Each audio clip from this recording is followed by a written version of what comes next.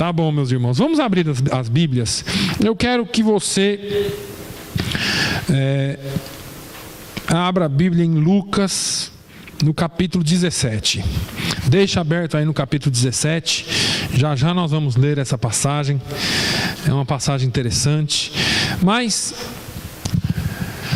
nós temos falado aqui em pregar o Evangelho, em anunciar o Evangelho, em sermos portadores do Evangelho, da graça de Deus. E por vezes eu me pego pensando, e eu falei aqui muito sério essa semana, na quarta-feira, sobre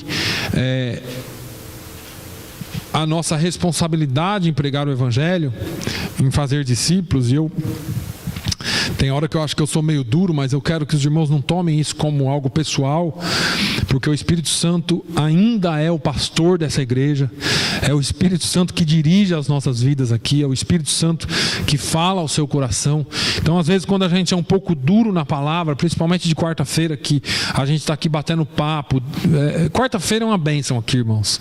Quarta-feira você pode vir aqui fazer perguntas, a gente tem realmente um estudo bíblico aqui. Eu quero que os irmãos entendam isso, que para mim, meu maior desejo é ver a igreja todinha aqui.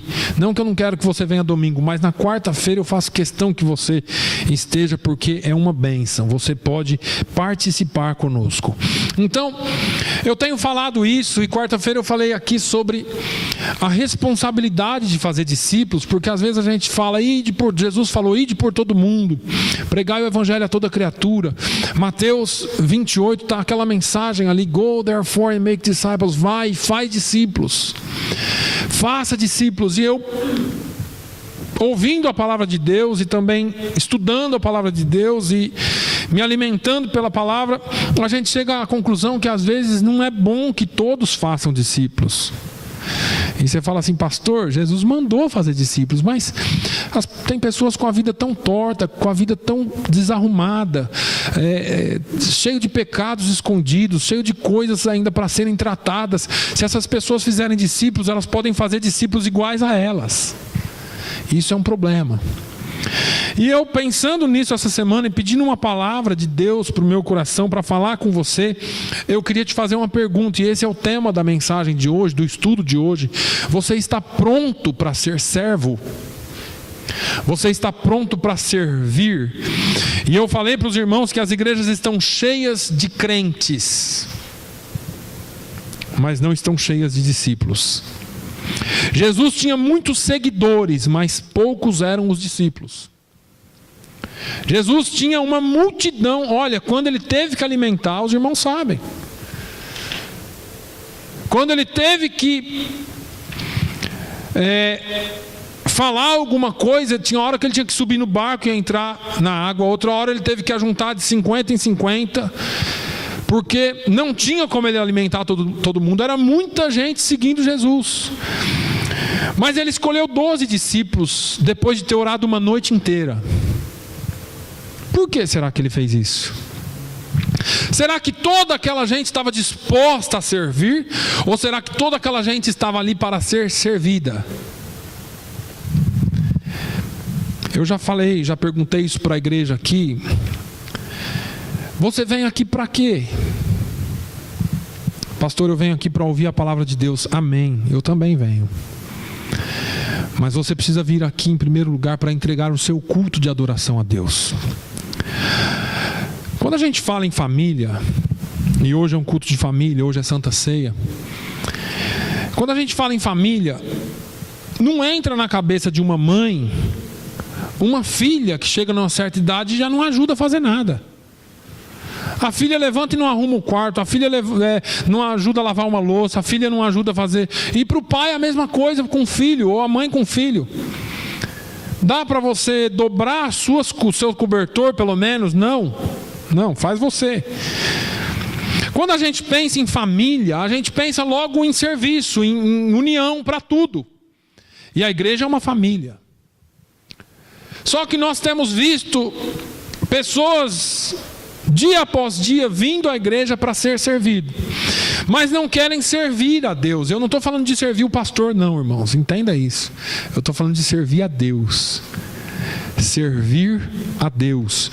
Você vem à igreja para receber a palavra, para ser treinado em como servir a Deus. Na sociedade que nós vivemos hoje, a sociedade individualista, personalista, onde eu sou o foco de todas as atenções, o eu é o foco, onde tudo gira em torno da pessoa, onde tudo gira em torno da independência de cada um, onde tudo gira em torno da autossuficiência, da liberdade de qualquer domínio, mesmo que aparente. É muito difícil nós conseguirmos entender esse senso de servidão, porque existe um senhorio, existe um domínio e uma dependência que a igreja precisa ter de Deus. Falamos isso há pouco quando falávamos de dízimos e ofertas. A igreja precisa aprender que nós temos que ter esse senso de dependência e de sabermos que existe um Deus que domina sobre todas as coisas, porque se nós não entendermos esse fato, se nós não estivermos atentos para esse fato, nós não entendemos nada do Evangelho. A Bíblia diz em Filipenses, no capítulo 2, lá por volta do versículo 5, 6, eu não estou certo, que diz que Jesus, mesmo subsistindo ou existindo ou sendo em forma de Deus, não teve por usurpação ser igual a Deus. Ele não julgou como usurpação a ser igual a Deus. Antes, a si mesmo se esvaziou e tomou a forma de servo. Ele era Deus, ele já subsistia, ele era antes de tudo. E ele se esvaziou e tomou a forma de servo, para que eu e você seguíssemos o seu exemplo. Sem direitos, sem apelações, dispondo-se a ser tratado como os homens assim desejassem, dispondo-se a fazer aquilo que estivesse preparado para ele cumprir. Serviu ao Pai até o final do seu ministério, com o propósito de levar o ser humano de volta à condição de filhos de Deus que um dia ele havia perdido. Jesus veio para reconciliar. Reconciliação é algo que foi quebrado e precisa ser juntado de novo. O homem, quando foi criado à imagem e semelhança como filho de Deus, mas na queda, no pecado, ele perdeu a condição de filho de Deus e passou a ser só uma criatura de Deus. Agora, quando nós compreendemos esse esvaziamento pessoal de Jesus, necessário para nós servirmos a Deus, pagar um preço de servo e viver à sombra da cruz do Calvário, nós teremos condições de afirmar que somos seus servos e servas. Eu quero resumir essa palavra aqui, dizer: vivendo para Deus. Esse viver para Deus pode parecer algo simples ou muito complicado até, dois extremos, mas existe um balanço em tudo isso. Eu não estou falando de dois caminhos, eu não estou falando de conformidade com o mundo, eu estou falando de uma vida para Deus num único caminho, mas uma vida balanceada. Paulo fala na sua segunda carta aos Coríntios, no capítulo 5 e no versículo 20, ele fala que de sorte que somos embaixadores da parte de Cristo, como se Deus por nós rogasse. Rogamo-vos, pois, da parte de Cristo, que vos reconcilieis com Deus. Paulo está falando o quê? Que nós somos embaixadores da parte de Cristo. Como se Deus por nós, ou por nós rogasse, ou seja, eu e você estamos aqui para fazer ou para falar em nome de Deus. E você pode dizer: pastor, isso é muito sério. É sério. Falar em nome de Deus é sério. Deus falaria o que você anda falando por aí, ou da forma que você fala por aí? Deus faria aquilo que você faz? Vamos lá um pouquinho, vamos voltar um pouquinho. Essa servidão implica em uma vida de humildade, uma vida de disponibilidade à missão que Deus coloca em nossas mãos para realizá-la, que Deus coloca em nossas mãos para que nós possamos agir para com o nosso próximo. A visão que nós temos de embaixadores é bem diferente da realidade. Porque quando você vê um embaixador de algum país, geralmente ele está escoltado, ou ele tem um carro especial, ou ele tem uma placa especial. Só que a gente não vê o por trás de tudo isso, porque nós olhamos a aparência. Veja que o embaixador, ao contrário do que nós pensamos, são pessoas que têm que ser humildes ao máximo. Apesar de todo o estudo que eles têm, de todo o poder que eles têm que ser humildes ao máximo. Porque quando o embaixador vai interceder pela causa do seu país em outro país, ele não pode chegar de queixo alto. Eu estou aqui como embaixador do meu país, então eu vou falar com o presidente desse país que eu estou vivendo. Com relação ao meu país, eu não posso chegar nele e falar: ó, é assim, eu não quero. Não. Tem que ter negociação, tem que ter humildade. Às vezes aquele presidente daquele país vai falar assim: meu amigo, é assim, acabou, e ele tem que engolir. Embaixadores tem que ser humilde, tem que ter uma disposição especial para fazer a obra do seu país, para representar o seu país, o seu governo. Paulo fala: olha, vós sois embaixadores. Irmãos, você vai engolir muito sapo por Jesus. Só que Jesus falou: bem-aventurados sois vós quando fordes perseguidos por causa do meu nome. Você vai ouvir muito desagravo por causa de Jesus, por ser embaixador por causa de Jesus. Você vai ouvir e ver muita coisa que você queria interferir e não pode. Muitas vezes você vai falar, as pessoas não vão te dar atenção. Muitas vezes as pessoas não vão nem te olhar como embaixador, mas isso não te faz menos embaixador ou mais embaixador. O fato é que, como representantes do reino de Deus, nós temos que estar prontos a servir como embaixadores na obra. Quando Jesus ensinou os seus discípulos no passado essa forma simples de viver, ele contou essa parábola que nós vamos ler agora aqui em Lucas 17, nos versículos 7 a 10. Lucas 17, do 7 a 10 diz: qual de vós, tendo um servo ocupado na lavoura ou em guardar o gado, lhe dirá quando voltar do campo: vem já e põe-te à mesa? E que antes não lhe diga: prepara-me a ceia, cinge-te e serve-me enquanto eu como e bebo, depois comerás tu e beberás. Porventura terá de agradecer ao servo por ter feito o que lhe havia ordenado? Assim também vós, depois de haverdes feito tudo quanto vos tenho ordenado, dizei: somos servos inúteis, porque fizemos apenas o que deveríamos fazer. É interessante essa parábola de Jesus, porque Jesus fala assim: olha, você tem um empregado, e o empregado trabalhou o dia inteiro lá na sua loja, no seu sítio, na sua fazenda, seja lá onde ele trabalhou. Quando ele chegar, você vai dizer: vem aqui, senta aqui comigo, vamos comer junto? Não, você vai dizer: vai lá, prepara a comida que eu vou tomar um banho, e quando eu estiver na mesa eu quero a comida pronta. Depois que eu comer, você come. Essa é a função dele. Aí ele vai e faz tudo o que você manda e fica lá esperando.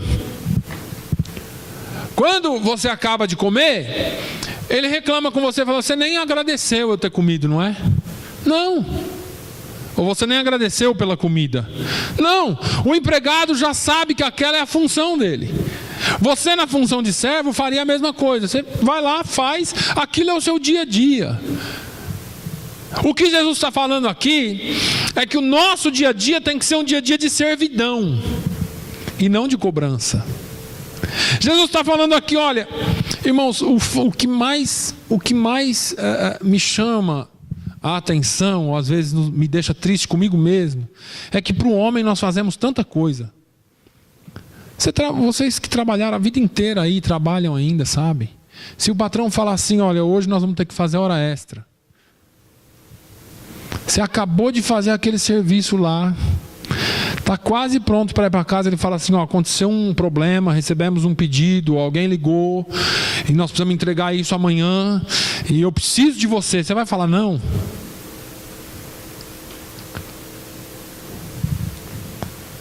Às vezes Deus nos requer um pouquinho mais, e às vezes Deus requer só o comum e nós não fazemos. Talvez possa parecer para você hoje um pouco desagradável a mensagem, mas a verdade é essa. Porque embaixadores, em primeiro lugar, são servos do seu país, representando o seu país em outro lugar. Embaixadores são pessoas que estão ali para servir. E as marcas de um servo de Deus, segundo essa passagem, tem algumas marcas. Jesus está dizendo aqui de alguém que está disposto a receber uma ordem e trabalhar no reino de Deus. Nós já recebemos essa ordem. O servo aqui da parábola, após um dia árduo de trabalho no campo, ainda teve que chegar em casa, cozinhar, servir a mesa, ver o patrão comer e só depois comer. Imagina o estômago desse cara como estava. Nós também recebemos uma ordem, mas tem hora que parece mais um convite. Jesus não te convidou para uma conferência em Plymouth, como eu convidei hoje. Jesus nos deixou uma ordem. Jesus nos deixou uma ordem explícita. E chegando-se Jesus, falou-lhes dizendo: é-me dado todo o poder no céu e na terra. Portanto, ide, fazei discípulos de todas as nações, batizando-os em nome do Pai, e do Filho, e do Espírito Santo, ensinando-as a guardar todas as coisas que eu vos tenho mandado. E eis que estarei convosco todos os dias até a consumação dos séculos. Mateus 28. Eu quero parar um pouquinho aqui, nesse versículo, para que vocês entendam. E eu vou aproveitar até para falar um pouquinho, algumas coisinhas a mais aqui. Quando Jesus disse, olha, é-me dado todo o poder no céu e na terra, Jesus queria que os discípulos tivessem certeza de quem era o mestre deles. Os discípulos acompanharam a vida de Jesus tão perto, de uma maneira tão linda, viram Jesus fazer tanta coisa e depois Jesus morreu. Quando Jesus fala isso, ele já estava ressuscitado, ele já estava vivo de novo, e eles não entendiam o poder da ressurreição. Jesus falou, olha, é-me dado todo o poder no céu e na terra. Tudo isso que aconteceu foi por causa do poder que Deus me investiu. E se vocês vão fazer alguma coisa em meu nome, vocês precisam entender que eu sou o Deus Todo-Poderoso. Às vezes nós estamos trabalhando para Jesus que parece que a gente vai arrastado. Eu não sei se eu falo, eu não sei se eu não falo. Será que eu devo falar para aquela pessoa? Será que eu não devo falar? E se ela não aceitar? Isso aí não é problema nosso, irmãos. Jesus falou, olha, quando vocês falarem de mim e rejeitarem, não estão rejeitando a vocês, estão rejeitando a mim e aquele que me enviou. A nossa preocupação não tem que ser se vão aceitar, se vão rejeitar. A nossa preocupação é ter certeza de que nós estamos falando do nome que é sobre todo nome. E Pedro falou desse nome dizendo, e não há nenhum outro nome, não é dado entre os homens nenhum outro nome pelo qual importa que sejamos salvos. O nome de Jesus está acima de tudo. Ele é o todo-poderoso Deus. E Ele tem todo o poder no céu e na terra. Poder para curar, poder para matar, poder para levantar, poder para ressuscitar. Depende daquilo que você precisa e daquilo que Ele quer fazer através de você. Nós somos temerosos, Nós não entendemos isso. Nós vamos evangelizar assim, e aquele ali eu não vou falar não. Ó que cara feia que aquele ali tem. E a gente começa, eu já disse aqui, a julgar entre quem e quem nós vamos falar de Jesus. Às vezes o que está com cara feia é o que mais precisa ouvir. E a gente não fala. E aí Jesus dá a ordem. Portanto, ide, fazei discípulos de todas as nações. Irmãos, eu já falei para os irmãos, nossa obrigação é ir. E fazer o que, pastor? Discípulos. Lá na igreja está cheio de crente. Já falei para vocês a diferença aqui. Existem seguidores e existem discípulos. Discípulo é aquela pessoa que faz o que o seu Senhor faz. E nesse caso aqui é a igreja. Porque Paulo falou, sede meus imitadores assim como eu sou de Cristo. Esse negócio de, não, você só tem que fazer o que Jesus manda, não segue eu não, porque eu sou meio torto, não dá certo. Não dá certo. Você tem que dar exemplo. Você tem que fazer. Jesus falou, olha, ide e fazei discípulos. Você tem que fazer discípulos. Eu tenho que fazer discípulos. Depois que você ganhou essa alma para Jesus, por que nós batizamos, pastor? Porque é uma ordenança, irmãos. O batismo tem uma série de significados, mas em primeiro lugar, o batismo é uma ordenança de Deus. Quando eu e você não fazemos isso, nós desobedecemos. Batizando-as em nome do Pai, do Filho e do Espírito Santo. Qualquer hora eu vou trazer aqui para vocês um estudo só sobre o batismo, nós já tivemos aqui, mas eu quero que vocês entendam que batismo não é só um símbolo de descer nas águas e pronto, tá, agora eu já posso tomar ceia. Não é isso. O batismo é muito mais do que isso. O batismo inclui você numa família. O batismo te dá uma identidade de cristão. O batismo te leva a um nível de membro de algo que você tanto ansiou por ser. Eu não sou só um crente. Eu faço parte de uma família. E aí vem a ordem, ensinando-as a guardar todas as coisas que eu vos tenho ordenado. E esse ensinamento aqui é sério, porque esse ensinamento parte de dois princípios: o princípio de ensinar falando e o princípio de ensinar vivendo. Nós temos que usar os dois princípios de Paulo. Paulo ensinava em todos os lugares, mas Paulo vivia, tanto que ele diz, sede meus imitadores, assim como eu sou de Cristo, porque não adianta você falar e não fazer. O maior ensinamento vem do seu exemplo.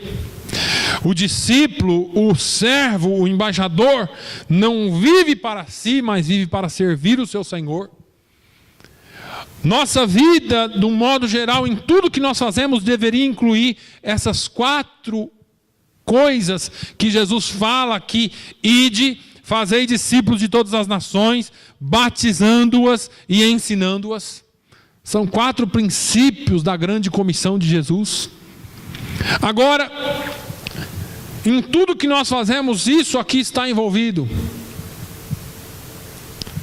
Deveria. Em segundo lugar, eu vejo aqui uma outra coisa que aconteceu com esse servo: obediência. Esse servo simplesmente obedeceu. Jesus falou de um servo que, quando ele chegou do serviço, o patrão falou para ele: vai lá e prepara a comida e traz aqui para mim, depois que eu comer você come. E esse homem obedeceu. Este servo, ele não esperava ouvir nenhuma palavra de gratidão.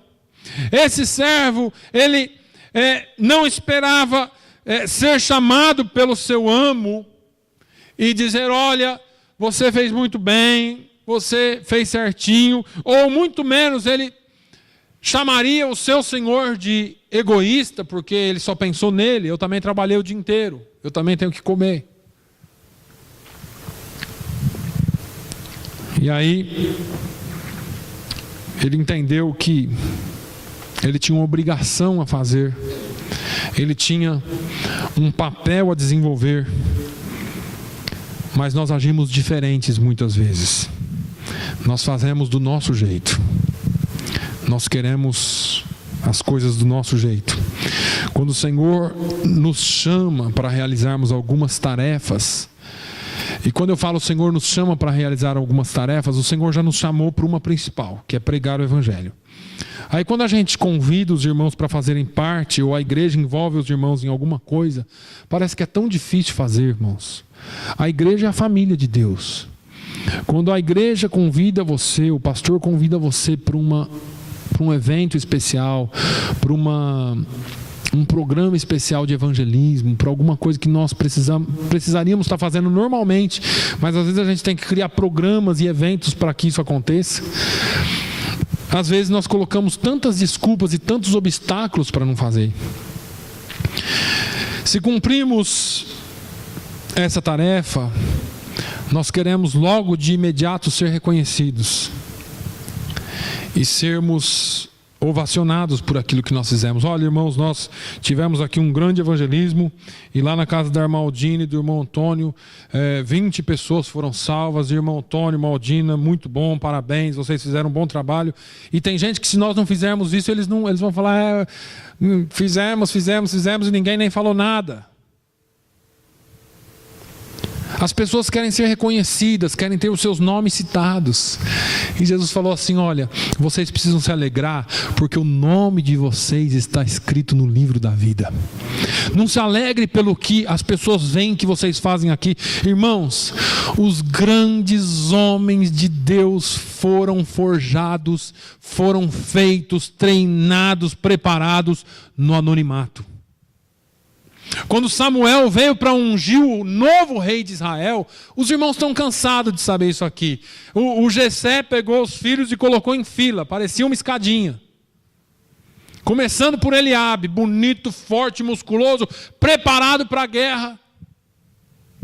Vem Samuel, olhou e falou: certamente esse é o rei de Israel. E Deus falou: Samuel, você está enganado. Porque você olha a aparência, eu olho o coração. E vai para o próximo, e vai para o próximo. 7. Ele olhou para todos eles. Jessé, você tem certeza que está todo mundo aqui? Jessé falou: tenho. Não está faltando ninguém. Ah, verdade. Está faltando umzinho. Mas ele é tão diferente de todo mundo. Mas tá faltando um. Chama ele. Cadê ele? Tá trabalhando. Tá lá nas ovelhas, cuidando das ovelhas. Chama esse aí. Deixa eu ver a cara dele. Quando ele entra, todo diferente, Deus falou: esse aí. É esse aí. Ninguém sabia da vida de Davi. Ninguém sabia nada da vida dele. Porque Davi nem com a família comia. Enquanto os irmãos estavam ali comendo, se alimentando para treinar para a guerra, Davi estava trabalhando lá no campo e sendo treinado por Deus. Ele era tão sozinho. Davi era sozinho. Talvez ele chorasse com a solidão. E eu consigo entender isso, porque eu imagino aquele jovem com a sua harpa, tocando lá no campo. Para quem, pastor? Para as ovelhas. Mas o coração dele estava ligado no céu. Os homens daquela época queriam guerreiros, queriam homens fortes. E eu acho que Jessé olhava para os outros filhos dele e falava assim: esses aqui são os filhos. Davi, a Bíblia diz que ele tinha gentil aspecto. Ter gentil aspecto na cultura judaica daquela época era diferente, porque os homens eram tudo sisudos, eram tudo bronco, aqueles homens queimados, a pele queimada. Mas Davi não, Davi tinha cabelo ruivo, era diferente. Davi tinha talvez a cor do olho diferente, a cor da pele diferente. E eu fico imaginando Jessé pensando: onde foi que eu errei? Me nasceu esse sujeito diferente. E o que eu vou fazer com ele? Mandar para a guerra? Não, esse aqui vai cuidar das ovelhas lá para o campo lá. Não quero ele junto com os outros, não. Davi, sozinho lá nas montanhas, lá no campo, e o coração dele ligado com Deus. O Senhor é o meu pastor e nada me faltará. Mesmo que o meu pai e a minha mãe me abandonarem, o Senhor me acolherá. Ele cantava para Deus porque talvez ele sentisse que mesmo a família dele não o aceitava como ele era. E Deus estava forjando o caráter de Davi. Deus estava forjando não só um adorador, mas Deus estava forjando um guerreiro. E quando Davi estava lá no campo, quando ele teve que enfrentar urso, quando ele teve que enfrentar leão, ninguém estava vendo, ninguém estava lá para aplaudir. É isso aí, Davi matou um leão. É isso aí, Davi matou um urso. É isso aí, Davi pegou a ovelha que tinha caído no abismo. Ninguém estava para aplaudir. E às vezes eu fico imaginando Davi chegando em casa: pai, hoje fica quieto que eu tenho que resolver um negócio aqui com Eliabe. Talvez ele não tivesse nem a oportunidade de falar, mas Deus estava forjando o caráter dele, porque além de um adorador, ele seria o grande rei de Israel. Às vezes você e eu queremos aparecer, sair na foto, na primeira página do jornal, e Deus quer que você fique no anonimato. Deus quer que você ganhe as suas batalhas lá no campo, sem que ninguém esteja vendo, mas que você esteja cumprindo o ID de Jesus, sabendo que com você está o Deus da guerra, sabendo que com você está o Deus que é forte na batalha, sabendo que com você está o Deus que é o Todo-Poderoso. Esse Deus que diz: ainda antes que houvesse dia, eu sou. E não há quem possa fazer escapar das minhas mãos, porque operando eu, quem impedirá? Esse Deus que nos tira do anonimato um dia e nos leva a sentar com príncipes, porque é isso mesmo que Ele faz.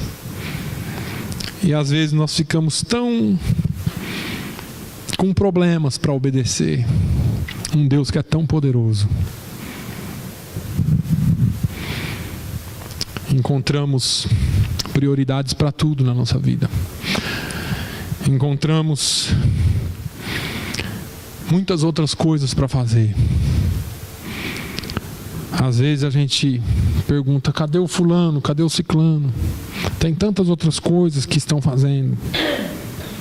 Se der eu oro, se der eu leio a Bíblia, se der o evangelismo, se der tempo, porque o nosso tempo está feito e já agendado com outras prioridades. Jesus disse: mas buscai primeiro o reino de Deus e a sua justiça, e as demais coisas vos serão acrescentadas. Se nós entendermos isso, nós seremos bons servos. O Senhor está chamando eu e você para trabalharmos no seu reino. A minha preocupação toda com vocês e comigo mesmo, e a preocupação de Deus conosco, é a seguinte: Deus nos chamou para trabalhar no seu reino. Como nós estamos para trabalhar no seu reino? Se você for dono de uma empresa e for contratar um servo, um empregado, você não vai contratar um sujeito todo desmantelado. Geralmente nas empresas a primeira coisa que eles pedem é o record, né? Eles buscam lá o record da pessoa para ver como que está os antepassados, se tem criminal, se não tem, como que é a vida. Na nossa vida é mais ou menos a mesma coisa. Na nossa vida espiritual. E você fala assim para mim: pastor, eu estou perdido porque o meu passado é todo negro.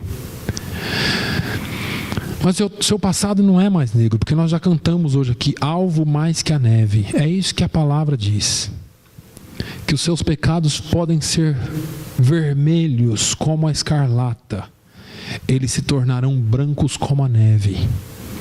Porque uma vez que você foi lavado no sangue do Cordeiro, a palavra de Deus diz em Romanos 8: portanto agora nenhuma condenação há para os que estão em Cristo Jesus, que não andam segundo a carne, mas segundo o Espírito. Depende do seu andar. Como que você anda? A preocupação de Deus é essa. Como que está o seu caminhar? Segundo a carne ou segundo o Espírito? Porque se tiver segundo o Espírito, nenhuma condenação há. Vamos puxar o recorde dele. Na hora que vai puxar lá, ele vem manchado de vermelho. E quando vem aquela mancha de vermelho, um outro sangue cobre e torna branco como a neve. Quando eles pegam o seu recorde que alguém está imprimindo lá e fala: nossa, vai sair uma folha de 2 metros. Quando pega, sai branquinha, branquinha. Porque alguém já perdoou, alguém já pagou o preço na cruz do Calvário. A sua vida já foi liberta. Você não tem mais nenhuma condenação que o inimigo possa lançar sobre você. Quando Jesus te chamou para esse empreendimento, quando Jesus te chamou para ajudar a construir esse reino, Ele se encarregou do seu recorde. Ele limpou todo o seu antepassado, todos os seus passados, toda a sua sujeira do passado. E o inimigo tenta trazer isso de volta todo dia, e você não precisa viver com isso. Você pode viver liberto para a honra e glória do nome do Senhor, obedecer o seu chamado e fazer a obra do Senhor e trabalhar no seu reino. Amém? Eu vou parar por aqui. Talvez a gente continue falando sobre isso na quarta-feira. O estudo não termina aqui, mas nós temos a Santa Ceia hoje. Muitas vezes, quando a gente vai cear, parece que vem tudo de errado que nós fizemos na semana, no mês, no ano, na vida inteira na nossa cabeça. Mas lembre-se dessa palavra. Romanos 8 diz: portanto, agora, nenhuma condenação há para os que estão em Cristo Jesus, que não andam segundo a carne, mas segundo o Espírito. Paulo ainda escreve aos Coríntios falando que se alguém está em Cristo, nova criatura é. As coisas antigas se passaram e tudo se fez novo. Irmãos, nenhuma condenação há. Mas se existe alguma coisa que tem te tirado a paz, a Bíblia diz que você pode entrar com confiança junto ao trono da graça, porque nós não temos um sumo sacerdote pelo qual nós possamos nos intimidar ou ter medo, mas nós temos um que, como nós, em tudo foi tentado, mas em nada pecou. Ele é puro, Ele é santo, e é o sangue dele que nos faz puro. João diz que se nós pecarmos, existe um advogado à destra do Pai que intercede por nós. Fale com Deus nessa hora. Entregue a Ele todas as suas dores. Entregue nas mãos dEle toda a sua confiança. Deixe que Ele acalme a sua tempestade, dirija a sua vida. Que o seu barco seja guiado e dirigido por Ele, pelo nosso capitão, nosso general de guerra, que é Jesus. Pai, eu te louvo. Eu te louvo, Senhor, porque o Senhor já nos perdoou de todo pecado. O Senhor já nos trouxe salvação. Mesmo quando nós não merecíamos, o Senhor nos trouxe salvação. Pai, eu quero pedir a Tua bênção sobre os Teus filhos, o Teu perdão sobre as nossas vidas, que se nós cometemos alguma falha diante de Ti, o Senhor possa nos perdoar no nome de Jesus. Trata com cada coração aqui nessa manhã, que cada um possa sair daqui, Senhor, justificado como aquele servo que batia no peito e pedia perdão. Que cada um possa reconhecer que somos tão pequeninos, mas que contigo nós faremos proezas. No nome de Jesus. Irmão Manuel, irmão Antônio, vamos servir os elementos da ceia. Aleluia. Alvo mais que a neve, alvo mais que a neve, nesse sangue lavado, mais alvo que a neve serei. Pode distribuir os elementos, nós vamos orar depois por cada elemento. Alvo mais que a neve, alvo mais que a neve, se nesse sangue lavado, mais alvo que a neve serei. Aleluia, aleluia. Senhor, eu te louvo, Senhor, pela oportunidade de estarmos aqui, Senhor, para mais uma vez cearmos na Tua presença, em lembrança daquilo que o Senhor já fez por nós na cruz do Calvário. Eu quero, Senhor, pedir a Tua bênção sobre este pão. O Senhor Jesus, na noite em que foi traído, tomou o pão e disse: tomai e comei. Este pão representa o meu corpo, que é partido por vós. Meu Pai, eu te louvo, porque um dia o Senhor se entregou por nós. Não fomos nós que o crucificamos, não foram os judeus que o mataram. O Senhor deixou a sua glória e se entregou para morrer, para que eu e esta igreja tivesse vida. Senhor, eu te peço no nome de Jesus, por cada um que vai cear aqui, que esse alimento seja alimento espiritual, para que nós possamos caminhar junto contigo até mais um mês, se o Senhor não voltar. Pai, abençoa esse alimento, que ele seja vida espiritual para nós. No nome de Jesus, podeis tomar o pão.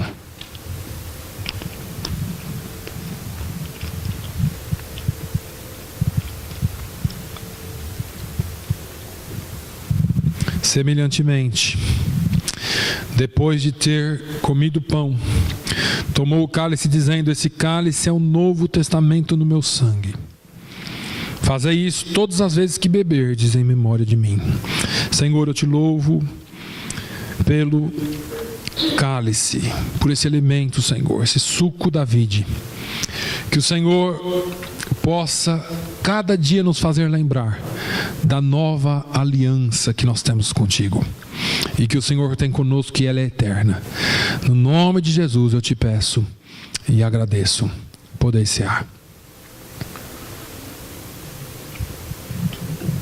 Aleluia, aleluia. Pai, que essa semana seja uma semana de bênção na vida de cada um dos teus filhos. Que esta palavra venha ecoar nos nossos corações, nas nossas mentes. Que durante a semana nós possamos entender e saber que o Senhor é vida para nós, e nós temos um compromisso e uma missão, e cumpramos essa missão. No nome de Jesus, leva-nos em paz, traz-nos na quarta-feira em paz. Cura, Senhor, a Tina, visita a Tina no nome de Jesus. Pai, visita também o Rui, que está em casa com as crianças, que ele possa, Senhor, a cada dia se firmar mais na Tua presença. Visita também, Senhor, os nossos familiares, cada um deles, Senhor, que está no nosso coração. Oh, meu Deus, aqueles que ainda não são salvos, que eles possam vir ao conhecimento da Tua palavra. Pai, visita aqueles que estão trabalhando, que precisam, Senhor, do sustento, meu Deus. Abra e crie uma oportunidade para que eles estejam conosco. Oh, meu Deus, eu oro também pelo Joshua. Onde quer que ele esteja, Senhor, visita ele, guarda ele de todo mal. Meu Deus, abre a mente daquele jovem, que ele possa estar sempre, Senhor, sempre sabendo que existe um Deus, que existe um Senhor acima de tudo, que o Senhor é o Deus que liberta, que o Senhor é o Deus que cura, meu Deus, e que ele possa se tornar a Ti. No nome de Jesus eu oro e agradeço, pedindo a Tua bênção. Que o amor de Deus, a graça do nosso Senhor e Salvador Jesus Cristo, a comunhão e a consolação do Espírito Santo seja sobre todo o povo de Deus, hoje e sempre. E todos digam amém.